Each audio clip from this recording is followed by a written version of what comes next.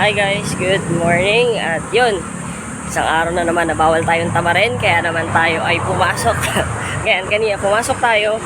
So, it's Tuesday morning na at tapos na yung shift natin ng Monday. So yun, unang araw, maganda yung naging araw natin yan. At isa tayo sa mapagpalad na nakuha para mag-support ng isang team, upcoming team this June.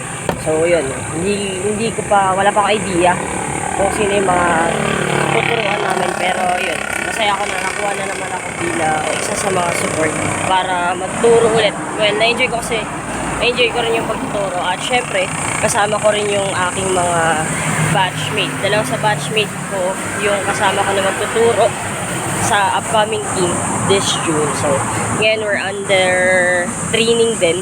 Syempre, para maging prepared din kami, under training din kami ng paano magturo din.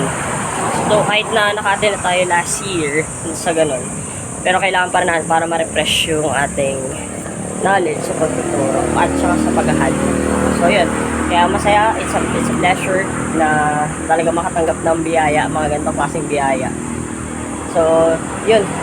Kaya, wala pa masyadong ganap training, pero update ko kayo sa mga susunod na araw. Pero ngayon, uwi muna tayo at yan, see you. Bye-bye!